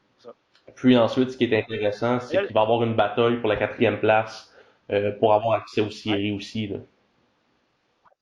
Absolument. Donc, déjà un gros match en fin de semaine entre Drummondville et Saint-Lambert. Écoute, Saint-Jérôme est en congé en fin de semaine. Donc, pour Drummondville et Saint-Lambert, c'est le temps d'en profiter. Le gagnant de ce match-là va avoir l'exclusivité du 4e rang parce que Saint-Jérôme n'aura pas joué. Et l'autre, déjà, va être dans le trouble au 6e rang. Puis, parce que je ne crois pas que Shawinigan va battre Saint-Hyacinthe. Non, écoute, Saint-Hyacinthe devrait gagner par 50 points facilement encore une fois. Le match le plus... J'ai pas hâte de voir le score qu'on va se parler la semaine prochaine, honnêtement. Et c'est triste pour les électriques. Ouais, puis qu'est-ce qui est plate pour les électriques, c'est que Saint-Hyacinthe vient de donner 24 points contre Drummondville. Puis comment est-ce que je connais Seb Deschamps, il va pas vouloir redonner 24 points contre l'équipe de bas de classement. Donc je pense que c'est les électriques qui vont payer le prix en fin de semaine pour le bon match à l'attaque du côté des voltigeurs. Le match de la 2e place entre les Indiens d'Ontic qui s'en vont à la Nodière en fin de semaine. C'est le match de la fin de semaine en Division 3, si on peut vraiment le dire. Donc, moi, j'y vais avec une victoire des Triades pour ce match-là. Je m'attends. Un match à domicile. Écoute, moi, je m'attendais à ce que tu me surprennes avec les Indiens, mais non, on est encore d'accord sur un résultat. Ensuite, donc. J'aime beaucoup ce qu'Alexander Fox amène encore plus. Oui, c'est un programme en bonne santé, mais Alexander Fox amène vraiment sa propre sauce à cette formation des Triades. On voit que c'est l'offensive, c'est une offensive qui est dirigée par Alexander Fox. Je pense qu'il n'y a plus besoin de présentation, honnêtement. Là. Fait du bon travail contre une défensive des Indiens qui est quand même très solide. Je m'attends à un match serré, une victoire par peut-être un placement touché. Ouais, ça va être à peu près ça. Dans les autres matchs, Shawinigan à Saint-Hyacinthe, on l'a dit, Saint-Hyacinthe par 50 points. Drummondville à Saint-Lambert, je pense que Saint-Lambert devrait gagner facilement ce match-là aussi. Donc ça fait le tour des matchs en fin de semaine de la Sud-Ouest. Ouais, c'est ça. Saint-Lambert doit gagner ce match-là parce que Drummondville doit arriver avec le couteau entre les dents parce que c'est un match qu'ils doivent gagner. Eux, ils peuvent voir la 4e place, là, honnêtement. J'y vais également avec Saint-Lambert. Je pense qu'ils sont juste trop forts. Mais si Drummondville peut s'inspirer de sa performance à l'attaque contre Saint-Hyacinthe, là, on pourrait avoir un match. Ouais, ce serait intéressant de voir les hommes de Patrice Marcoux qui iraient faire un gros upset dans le classement, aller battre les Cavaliers, justement. Puis après, ça mettrait les Cavaliers dans le trouble solide. Là, ouais, pour le restant de la saison, mais quand même, faut comme Patrice Marcoux, il nous disait, faut y aller un match à la fois. Puis là, c'est time to shine pour les voltigeurs s'ils veulent avoir une chance pour les séries cette année. On s'en va. Alors, on s'en va du côté de la Nord-Est. Il y avait 2 matchs parce qu'on est seulement 5 équipes. Jonquière qui l'emporte 59-14 contre Rimouski. Je pense qu'il n'y a personne qui est surpris dans la salle. Là. Ouais, non, on l'avait tous vu venir. Puis moi, ce qui m'a vraiment surpris du résultat, c'est du côté de Jonquière, on a tenté 10 passes dans le match, 3 complétées, 61 verges, une de touchée. Donc là, tu te dis, bon, il y a 2 receveurs qui ont catché des ballons, un 2 catch, l'autre un catch, mais où ce que c'est intéressant aussi quand que je regarde ça, du côté des porteurs de ballon, on n'a rien brisé non plus. Là, du côté des porteurs de ballon de Jonquière, je regarde Redval Keita et Glody Moussa à la fou. Les deux ont 20 portées pour 200 verges, 3 touchés les deux ensemble. Oui, ok, ça l'a bien été au sol, mais quand même, pour une équipe qui a mis 50 points, c'est pas... qui a mis 59 points, excuse-moi, c'est pas des statistiques offensives qu'on se serait attendu. Je regarde du côté de la défensive. La défensive a fallu tout un match. Robin Burniard, c'est lui qui l'a touché défensif d'ailleurs. 4,5 plaqués, 2 plaqués pour perte, 1 interception qui a été ramené pour un touché. Donc voilà, c'est ce qu'on voit. Et on peut même pas dire que c'est des bottées de pression. On en a tenté un dans le match. Ça a été raté par Glody Moussa à l'affût. Donc, ben écoute, si je regarde. Est-ce qu'on s'est trompé 59 points ou? Ben, écoute, ça a vraiment été un match aussi sur les unités spéciales, comme je venais de le mentionner. Glody Moussa à la fou quand même 8 retours de bottée pour 406 verges. Quand même aussi, donc ça a été payant Aussi, on a marqué des touchés sûrement sur les kick-off return du côté de Jonquière. J'imagine qu'avec 8 retours pour 406 verges, j'ose pas qu'il y ait un touché là-dedans. J'ose croire, parce que sinon, il s'est fait plaquer à la ligne de une assez souvent, là. Oh, oui, Puis écoute. aussi, si je regarde du côté des pionniers de Cégep de Rimouski, écoute, du côté offensif, ça a été vraiment difficile et laborieux. Vincent Rioux, le carrière, 3 en 10, 83 verges, 2 interceptions. Les receveurs de passe, il y a 3 réceptions aussi. Du côté des porteurs de ballon, Jean-François Lebreu de Rimouski a été très occupé, 27 portées pour 150 verges et 2 touchés. Donc vraiment, on peut dire que ça a été le meilleur joueur du côté des pionniers pour ce match-là. En défensive aussi, William Castonguay avec 6 plaqués solo, 2 assistés, 7 total. Donc ça fait pas mal le tour de ce match-là. Oh, dans un autre match, grosse victoire pour notre ami Nick Menacci et les Cougars de Chicoutimi, 27-18 contre le Cégep de la Pocatière. C'est une énorme victoire. Là, on s'empare du 3e rang devant la Pocatière. C'est une énorme victoire. La Pocatière a une bonne défensive, mais c'est difficile en attaque. Ils ont seulement marqué 63 points cette année. Rimouski, en toute ordre d'idée, qu'il n'y a aucune victoire. On a marqué seulement 10 de moins. Donc, il va falloir être vraiment meilleur offensivement du côté de la Pocatière pour espérer peut-être aller ravir le 3e rang. Ouais, puis comme Nick nous expliquait justement par Facebook hors d'onde, il nous explique qu'il avait hâte à ce match-là pour le retour de ces joueurs qui avaient transféré, qui étaient suspendus. Puis vraiment, ça l'a paru dans l'offensive, le carrière Olivier Arsenault, 7 en 15, 88 verges, 3 passes de toucher, mais 3 interceptions. Assez difficile de ce côté-là. Les receveurs de passes, Ce que j'aime, on a sur les 3 passes de toucher, c'est 3 receveurs différents. Camille Duchenet avec un touché, Benoît Beaulieu et Grégoire Martin. On n'a pas distribué le ballon, comme on dit, 7 passes complétées seulement. Mais au sol, même si on n'a pas marqué de toucher, quand même, Grégoire Martin, 26 portées pour 162 verges, qui est très bon. Et Yanis Bakanti-Paulin, 10 pour 160. Donc, on a vraiment été bon. ouais, vraiment, c'est le jeu au sol qui nous a fait gagner ce match-là. Puis ça fait du bien là, justement que Nick peut jouer avec justement son full staff. Puis je pense que c'est la même chose du côté des autres cégeps aussi, que ce soit en D1, D2 ou dans le sud-ouest. Euh, Tout le monde, vraiment, les suspensions de transfert sont terminées, donc ça fait une différence. Puis je regarde aussi du côté de la défensive des Cougars de Chicoutimi, Alexandre Tanguay et William Gay, chacun 7.5 plaqués, chacun un interception avec un plaqué pour perdre, une passe rabattue. Donc ça fait le tour de la défensive. Du côté des Gaulois de la Pocatière, pas un mauvais match du côté de Michael Barbeau, le corps arrière des Gaulois. 16 en 30, 237 verges, une passe de toucher, mais 2 interceptions. Son remplaçant, Philippe Lauzon-Gingras, a lancé 3 interceptions. Donc, c'est sûr que ça, c'est un peu dur pour la confiance. Du côté des receveurs de passe, quand même, Antoine Turmel et Henri Lepage ont eu des bons matchs avec une moyenne de 10 verges par attrapé, 8 et 6 dans l'ordre. Puis aussi, du côté des porteurs de ballon, William Dion, 8 courses, 52 verges, moyenne de 6.5. Donc, ça fait le tour. Puis en défensive, du côté des Gaulois, Jérémy Sénécal Castonguay avec 8 plaqués, dont un safety et 3 plaqués pour perte. Ouais, donc allons-y avec le classement au terme de la semaine 4. Ouais, donc dans la Nord-Est, écoute, Jonquière qui est pas invaincu, 3 victoires, une défaite. À chaque fois, ça va. Ça, quand tu fais des niaiseries. C'est ça qu'on dit, donc pas vraiment de surprise là. Jonquière est premier à 3 et 1. Victoriaville est deuxième à 3 et 1 aussi, donc ça peut être un match assez intéressant qui pourrait venir pour la fin de la saison. En troisième place, les Cougars de Chicoutimi avec 2 victoires, 2 défaites. En quatrième place, aussi à 2 victoires et 2 défaites, les Gaulois de la Pocatière. Justement, Chicoutimi vient de voler le 3e rang aux Gaulois en fin de semaine.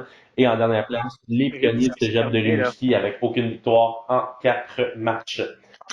Je pense que on sait déjà les 4 équipes qui sont en série, honnêtement. De 2 à 4, ça peut jouer. Je pense que Jonquière va finir premier, il n'y aura pas de surprise. Mais Victoriaville, Chicoutimi, la Pocatière, on a quelque chose de la deuxième place, honnêtement, pour les pionniers. Malheureusement, ça semble être terminé parce qu'ils devront avoir un migrant qui devront battre les équipes devant elles et les autres équipes devant elles devront perdre d'autres matchs aussi. Donc, ça va être difficile. Ouais. Puis écoute, juste en fin de semaine, on va avoir un match pour la deuxième place aussi.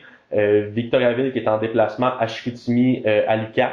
Donc, ça va être un match fort intéressant pour la deuxième place. Puis ensuite, dans un autre match, les Gaulois de l'Apocatière sont à visite à Jonquière. Pas vraiment de surprise. Je pense que Jonquière va remporter. Une bataille pour la première place, Anthony. Euh, C'est la Pocatière pour Jonquière encore une fois. ouais, non, écoute, je pense que Jonquière vont gagner ce match-là. Ça va être assez décisif. Je pense qu'on ne s'ostinera pas là-dessus. À moins, à moins qu'on fasse une autre niaiserie avant le match, mais là. Ah, écoute, habituellement, un programme fait une niaiserie aux 10 ans. Je pense que Jonquière sont Je pense corrects qu'on aux est 10 ans. pas je pense qu'on ouais, donc, ouais, ça va être une victoire facile des Gaillards. Ouais.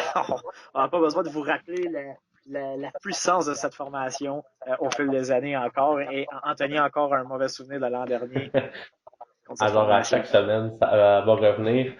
Pour le match pour la deuxième. Ah, Écoute, dans le match pour la deuxième place, quand même, Victoriaville à ça Chicoutimi, moi, je vais y aller avec les Vulcains pour ce match-là. Euh, aussi, parce que moi, j'aime beaucoup ce que Stéphane Larivard fait depuis le début de l'année. J'en parle à chaque semaine aussi. Ce programme-là joue très bien. Écoute, on a donné une leçon de football à Rimouski la semaine dernière. On avait on regarde le premier match entre les deux équipes, c'est 50-27 à la faveur des Vulcains. Je m'attends à un match plus serré, par contre, mais je pense que les Vulcains ont une petite coche au-dessus des ouais, Cougars. c'est pas surprenant de voir les Vulcains gagner. Écoute, c'est notre prédiction pour ce match-là. Non. Donc, pas vraiment de surprise de ce côté-là. Donc, ce qui termine pour le collégial, on a fait le tour des divisions. William, je te laisse poursuivre. Ouais, alors voilà, alors ça c'est le tour. On vous a fait, vous avez encore beaucoup de football, donc dans vos régions respectives, ou si vous voulez aller voir, vous voulez vous déplacer pour aller voir du football, je pense qu'il y a beaucoup de bons matchs au programme dans cette division. Et je pense que tous les deux, on sera au Cégep de Saint-Jean pour le match entre les Cougars et les Géants. Alors, on va faire une petite pause. Ensuite, on revient avec habituellement dans le Blitz vos résultats habituels, senior, junior. On va parler également de U-Sports. Il a failli y avoir une surprise, Anthony, en fin de semaine. Alors, on vous en parle dans un instant. Alors, on est de retour au 17-20 avec notre traditionnel segment Le Blitz. Deux bons matchs au football universitaire. Concordia qui l'emporte 37-35 contre Sherbrooke. C'est une énorme victoire pour les Stingers. L'attaque s'est réveillée. Toute une performance. Est-ce qu'on Écoute, ça a été un match qui a été enlevant parce que les deux équipes se sont échangées. Oui, absolument. Malheureusement, je n'ai pas pu voir la fin du quatrième quart parce qu'avec mes obligations de coaching, on jouait à 17h, donc j'ai manqué le quatrième quart. Mais ce que j'ai vu dans les trois premiers quarts, c'est des belles attaques soutenues d'ailleurs. Donc, tout un match de football. Probablement un des plus enlevants de la saison, si c'est pas le plus Puis enlevant. je tiens quand même à mentionner à la fin du match, écoute, les Stingers qui sont allés avec leur botteur substitut pour le placement pour la victoire. On n'a même pas été avec notre premier botteur qui avait raté en début de match un placement justement là, d'une trentaine de verges. Donc, Ouais, écoute, ça prend beaucoup de courage du côté de Brad Collinson pour appeler ton botteur suppléant pour le game-winning field goal quand même. Ça prend beaucoup de confiance. Et surtout, c'était un gros match en plus. Là, c'était donc on est allé. Adam Pence, ce carrière, quelle performance! Tout un match. Joueur de la semaine offensif d'ailleurs au RSEQ. Écoute, je peux pas qu'on regarde. Si on regarde les statistiques, là, ça c'est quand même presque dans tout. C'est presque proche. 25 premiers essais pour Concordia contre 24 pour Sherbrooke. Oui, Sherbrooke a été dominé au sol avec 153 contre 39, mais 426 verges par la passe pour Adam Vance, le carrière des Stingers. Je venais d'en parler, toute une performance. 475, 443 verges. Donc, on voit que ça a été vraiment un bon match. Et le score de 37-35 nous l'indique. Écoute, les Stingers n'avaient pas le choix d'aller chercher ce match-là. Ils l'ont Puis fait. tout un match aussi pour le receveur James Tyrell, 11 réceptions, Oh, ouais. 176 verges, 2 touchés, un gros jeu de 64 verges en deuxième demi aussi. Écoute, tout un receveur de passe devrait faire l'équipe des étoiles aussi cette année dans le U-Sports. Du côté du jeu au sol, vraiment, ça a été tranquille. Du côté des Stingers, je regarde aussi. Oh, mais on a plus de Jean-Guy Rimpel dans le champ arrière non plus, des Ouais, non, Stingers. c'est sûr que ça doit manquer aux Stingers. Puis aussi, faut quand même pas oublier que Sherbrooke a quand même marqué 35 points. Toute une performance carrière. Zachary Cloutier, quand même Ouais. 23 en 40, 326 verges, une passe de toucher, une interception aussi. Quand même. Puis le porteur de ballon, William Tremblay aussi, 10 portées pour 121 verges. Ça a été un très bon match pour lui. Puis juste pour terminer, Louis-Charles Moisan comme receveur du Var-et-Or, 10 réceptions, 139 Ouais, verges. Donc exact. vraiment, ça a été un match offensif des deux côtés. Les deux tertiaires ont eu beaucoup de misère durant ce match-là. Puis à la fin du match, ça prenait un gagnant. Puis c'est le batteur substitut des Stingers, James Santos, qui est venu faire le placement pour la victoire sur 36 verges. Tout un call du coach. Ouais, et les deux équipes qui auront la chance de se réaffronter, donc le 19 octobre, dans ce qui sera leur avant-dernier match, ça sera à Sherbrooke. Là, je pense que le gagnant de ce match-là aura la troisième ou la quatrième place du classement à ce moment-là. Alors, ça promet. Et dans l'autre match, Laval l'a remporté 37-17. Mais attention, Anthony, les Redmen ont mené 14-2 au premier tour. Qu'est-ce qui s'est passé là? Et c'était 17 à la demi. Écoute, Les Redmen ont donné des sueurs froides au Rouge et Or, qui, soit dit en passant, avait mis leur corps arrière recru, l'ancien des Cougars, Thomas Bolduc, au poste d'accord, le fils d'André, entraîneur des porteurs de ballon chez les Alouettes. ouais, puis c'est intéressant vraiment de voir. C'était arrivé avec le Var-et-Or aussi au premier match de la saison. Le Var-et-Or qui menait 10 ou 12-0 contre le Rouge et Or. Vraiment, on a de la misère cette année à bien partir les matchs du côté des hommes de Glenn Constantin. Ouais, et ça, j'ai vu beaucoup de partisans du Rouge et Or sur Twitter le souligner que qu'ils aimaient pas la façon dont le Rouge et Or débutait ses matchs. Ouais, puis il faut quand même pas enlever aux Redmen qui ont quand même joué tout un match. Écoute, du côté de la passe, du côté des Redmen, Sinodinos, le corps arrière, 18 en 33, lancé deux interceptions, d'accord, mais quand même 246 verges et deux passes de toucher. C'est rare que quand c'est pas les Carabins qu'un corps arrière a près de 250 verges contre le Rouge et Or. Écoute, puis aussi Sinodinos a couru quand même pour 41 verges durant le match. Donc vraiment, on a eu de la misère à le contenir.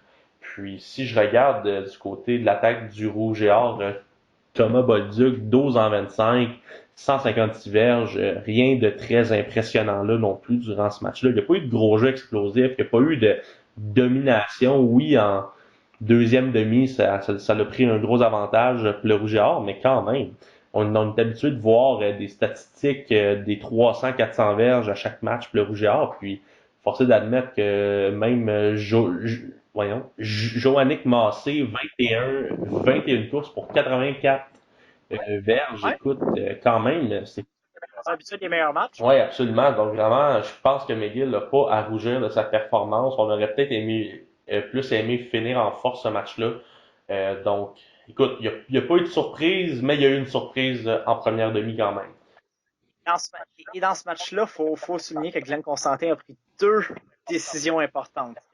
D'ailleurs, tout d'abord, de mettre Samuel Chénard, corps de cinquième année, de côté, cette décision risquée. C'est rare qu'on voit des corps recrues chez le Rouge et Or. Et deuxièmement, Dominique Lévesque, le batteur, expérimenté dans les estrades, même pas habillé, David Côté a tout fait dans ce match-là. Alors, deux décisions. Je pense qu'on n'a pas aimé la performance qu'on a eue à Montréal, hein, du côté des hommes de Glenn Constantin. Alors, on a pris des décisions controversées, ça a marché, mais ça a paru en début de match. 14-5, McGill, après le premier quart, là, c'était quelque chose. Ça n'a pas été une bonne fin de semaine pour les batteurs. Je pense comme on peut en parler. Écoute, pour le Rouge et Or, écoute, c'est la première fois que j'entends que Glenn Constantin a eu besoin de mettre un de ses partants dans les estrades. En tout cas, je sais pas si c'est arrivé, on ne l'a pas entendu parler dans les dernières années. Mais habituellement, à toute fois que le Rouge et Or avait quelque chose de mal à regarder, c'était contre les Carabins. Puis là, c'est contre McGill et Sherbrooke. Donc, vraiment, on est loin d'être la puissance qu'on a déjà été.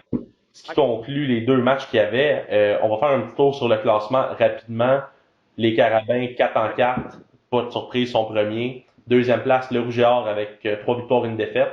Ensuite, c'est là que c'est intéressant. Écoute, 3, 4 et 5 sont à une victoire, 3 défaites. Dans l'ordre, en troisième, McGill, quatrième. Excuse-moi, c'est McGill en troisième, Sherbrooke en quatrième et Concordia cinquième. Donc, les matchs en fin de semaine, les Carabins reçoivent les Stingers de Concordia. Pas Je pense qu'on va falloir faire oublier du côté des Carabins la performance de début de saison. On avait rien que gagné 10-3. Je pense pas que ça va finir rien que 10-3 pour les Carabins. Je m'attends à un match beaucoup plus, beaucoup moins serré, en Ouais, fait. absolument. Moi, je m'attends à ce que les Carabins, à ce temps qu'ils ont du tape sur les Stingers, je m'attends à ce qu'on établisse vraiment une dominance dans ce Avec une match-là. semaine de congé. Puis le match vraiment pour la troisième place, le Vert et Or qui visite les Redmen de McGill. Écoute, Ça va être un très bon match. moi je vais y aller pour le Vert et Or en fin de semaine. J'ai beaucoup aimé ce que Aussi. Zachary Cloutier a amené. Puis j'ai pas trouvé que même si McGill a tenu le rouge et or, Sherbrooke a été capable de le faire aussi au premier match de la saison. Je m'attends à tout un match, ça devrait être serré. Je m'attends pas Et Sherbrooke est allé chercher une victoire il y a 2 semaines contre McGill à chez eux, Sherbrooke. dans une fin de match dramatique. Donc, on va vouloir confirmer qu'on est meilleur que les Ouais, Redmen. absolument. Que les pas de nom de McGill. Absolument. Puis écoute, donc ça fait le tour pour le U-Sport. Alors, on y va avec les résultats du senior et du junior maintenant, Ouais, Anthony. écoute, je vais commencer avec le junior. Il y avait deux matchs à l'affiche dans les matchs en fin de semaine. Écoute, les Junior Riders de Ottawa ont battu les Raiders de Châteauguay 37-16. Quand même une surprise parce que Châteauguay est plus fort au classement que les Riders. Donc les Riders ont pris leur revanche. Aussi, dans le match pour la première place, les Bulldogs de Laval ont causé la surprise en infligeant le premier revers de la saison aux Junior Packers de Greenfield Park par la marque de 31-25. Donc, c'est ce qui m'amène avec les classements de la Ligue. Les Bulldogs sont maintenant en première place avec 4 victoires, une défaite avec leur victoire sur les Packers. Les Packers en deuxième place avec la même Une fiche victoire. de 4 victoires, une défaite. En troisième place, les Junior Riders de Ottawa avec 2 victoires, 3 défaites. En quatrième place, les Raiders de Châteauguay avec 2 victoires, 3 défaites aussi. Et en dernière place, avec aucune victoire en 4 matchs, le Bataillon de Québec. Ce qui m'amène dans le senior. On a eu des bons matchs en fin de semaine, mais un match vraiment inégal. Les Bulldogs de Laval l'ont emporté 70-0 sur les Oh, oui. Mustangs de la Nodière.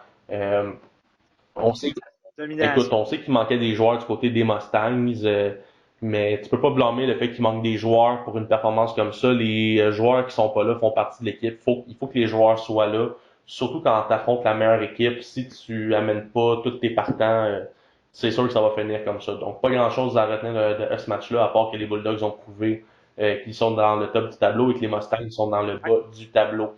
Dans le deuxième match sur trois, les Huskies de Saint-Jean l'ont emporté 34-17 à Montréal, à Trois-Rivières contre le Phoenix de Trois-Rivières, 34-17. Quand même, pas vraiment une surprise là-dessus. Peut-être que les Huskies auraient pu gagner par plus de points, mais le Phoenix quand même qui se bat pour la troisième place, a pas à rougir de sa performance. Puis dans un match quand même un peu plus serré, les Panthères de Montréal l'ont emporté 39-20 contre les Mercenaires du Saguenay. Donc, c'est ce qui m'amène au classement. Ce sera pas bien long. En première place, pas vraiment de surprise. Les Bulldogs de Laval sont premiers avec 7 victoires, une défaite. En deuxième place, les Huskies de Saint-Jean à 6 victoires, une défaite. Donc ça devrait finir comme ça, ou Saint-Jean premier. Donc là, c'est vraiment les deux équipes, comme on parlait, qui sont des puissances dans le senior. En troisième place, double égalité. À 4 victoires, 3 défaites en troisième place, les Panthères et le Phoenix de Trois-Rivières en quatrième place. La cinquième place, les Mercenaires du Saguenay, une victoire, 7 défaites. Et en dernière place, aucune victoire en ces matchs, les Mustangs de la Nodière. Donc ça, c'est ce qui fait le tour des scores de la fin de semaine au football au Québec. Est-ce que tu voulais parler du juvénile, William? Ouais, j'ai pas Non, les mais c'est scores correct, devant moi. Je je vais y vais le aller. couper au montage, ce bout-là. Mais attends, je vais aller les chercher. Ça, ça se passe comme. J'avais pas la bonne affaire. Non, c'est correct. De toute façon, ça va faire tout de suite. C'est comme tu vas l'avoir dit. De toute façon, ça va tout de suite y aller. Non, pareil.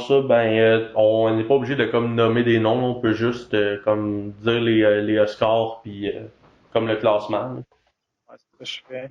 Alors, dans la division 1, du côté du juvénile provincial, donc victoire de l'école du Triolet 21-14 contre Curé-Laval, une grosse victoire pour le Triolet, donc il s'est emparé seul de la quatrième place avec cette victoire. Ensuite, Armand Corbeil défait Roger Comtois qui connaît une saison de misère avec 27 points pour 151 contre, victoire écrasante de 44-6 des Scorpions. Charlemagne qui jouait contre Notre-Dame, ça c'était tout un match. Victoire de Charlemagne 24-21. Ensuite, collège Jean-Eudes de Saint-Cline 16-8 contre Saint-Jean-Eudes et le séminaire Saint-François, sans surprise, qui va battre l'Académie Saint-Louis chez eux 20-0. Donc, pour le restant de classement, deux équipes toujours invaincues, Saint-Jean-Eudes et le SSF à 4 victoires, aucune défaite. Charlemagne et du Triolet sont à égalité en troisième place à 3-1. Ensuite, pour la cinquième et sixième place à 2-2, Curé Antoine Labelle et le Collège Notre-Dame. Ensuite, deux équipes à 1-3, Collège Jean-Eudes et Armand Corbeil. Et en neuvième et dixième place avec aucune victoire et 4 défaites. Et un total de seulement 61 points marqués pour les deux équipes ensemble, l'Académie Saint-Louis et l'école secondaire Roger Comtois. Maintenant, du côté de la division 1B provinciale, il y avait 4 matchs également donc au programme. Tout ça commençait avec une victoire du Vert et Or du séminaire Saint-Joseph, écrasante victoire de 44-14 sur l'Académie des Estacades. Ensuite, l'école secondaire Pointe-Lévis l'emporte 47-26 sur la polyvalente Deux-Montagnes. Collège Bourget qui va chercher une belle victoire contre le Collège Laval, une très très grosse victoire, 22-14 contre les Maraudeurs. Et l'école secondaire Saint-Sanislas l'emporte 31-24 contre le Collège de Lévis. Le classement, deux équipes invaincues, Bourget et Saint-Joseph à 3 victoires, aucune défaite. Le Collège Laval et Saint-Sanislas sont à 2 victoires, une défaite. Collège de Lévis, école secondaire Pointe-Lévis à 1 victoire, 2 défaites. Et la polyvalente des Deux-Montagnes et l'Académie des Estacades avec aucune victoire et 3 défaites. Alors, pour terminer, Anthony, on y va avec juste rappeler le concours. Ouais, ben juste pour rappeler encore qu'on attend d'avoir un 500 likes pour faire tirer la casquette, le chandail et le porte-clés des Alouettes de Montréal. Très, très bel Très ensemble. très bel ensemble. Écoute, nous, il est prêt à partir. Ça nous prend notre 500 likes. Tant qu'on n'a pas notre 500 likes, on le donne pas. Ça dépend de vous. Ça va nous faire plaisir. On a donné les billets pour le match contre les Blue Bombers pour la remontée. Christophe Laplante qui l'a gagné. Quel Écoute, match! je peux pas croire qu'on a donné des billets pour ça. Écoute, moi j'aurais pu y aller avec ma blonde. Je peux pas croire que j'ai donné ces billets-là, mais écoute, ça faisait partie du concours. Je peux pas croire que j'ai choisi de coacher au lieu d'aller là. Hey, écoute, tout un match quand même. Moi, après la première demi, j'avais fermé la télévision, puis forcé d'admettre que tout un comeback. La seule chose qui est plate, c'est que Vernon Adams est suspendu, mais écoute, il va être là pour les séries, parce que vu que les Alouettes sont pas mal sûrs mathématiquement, c'est pas confirmé, mais sont pas mal sûrs de finir deuxième. Avec une victoire en fin de semaine et une défaite d'Ottawa-Toronto, on sera Ouais, en écoute, série. il manque une victoire. On joue les Lions. Ouais, puis écoute, à Vancouver, c'est pas facile. Je sais qu'on a pas ça à Vancouver, mais c'est les Lions pareil cette Mais année. reste quand même que 3-3, là. les Alouettes vont avoir un match à domicile. La demi-finale de l'Est devrait être présentée à Montréal. Est-ce que c'est au stade Percival Molson? Ça me surprendrait. Habituellement, c'est tout le temps au stade olympique que les Alouettes jouent leur match de série. Mais quand même, si vous voulez votre ensemble, casquette, chandail et porte-clés pour le match, sharez la page, sharez le post du concours à 500 likes sur la page. On fait le tirage, c'est promis, c'est garanti. En ce moment, on est près de 300, donc il nous en manque encore un peu. Puis on va avoir d'autres concours qui vont venir pour vous là, durant les prochaines semaines. Donc, je pense que ça conclut pour cette semaine. Ouais, et juste en terminant, Tony, juste dire que les Packers seront 4-0 en vertu d'une victoire Oui, jeudi c'est soir ça que je voulais te dire contre que j'étais les en train pauvres d'oublier. Eagles de Philadelphie. Écoute, William, les Packers contre les Eagles le Thursday night, c'est nos équipes. Ça va nous prendre une petite gageure, là. Ouais, je sais pas quoi, là, mais écoute, j'ai très confiance. Je pense que Matt Lafleur, je l'ai dit, Matt Lafleur, il est inspirant à cause de son Les chevilles accident de en feu, les basketball. chevilles de feu. Écoute, les chevilles de feu se sont transmises sur le terrain. La défensive est méconnaissable, honnêtement. Même moi, je suis surpris, sérieux, d'être 3-0 avec autant des bonnes performances. Mais les Eagles sont décimés, c'est ça qui est plate, là. Mais ça va être un bon match pareil. Écoute, Ça sera pas un William, blowout. j'ai trouvé c'est quoi qui est notre gageure. Le perdant doit payer une bière à l'autre au bar de son choix. Absolument, je suis d'accord D'accord avec avec ça. ça. Donc, Donc, vous êtes témoins sur je, le 17-20, la gageure. On gage de l'alcool sur les ondes. On est un exemple pour le football juvénile.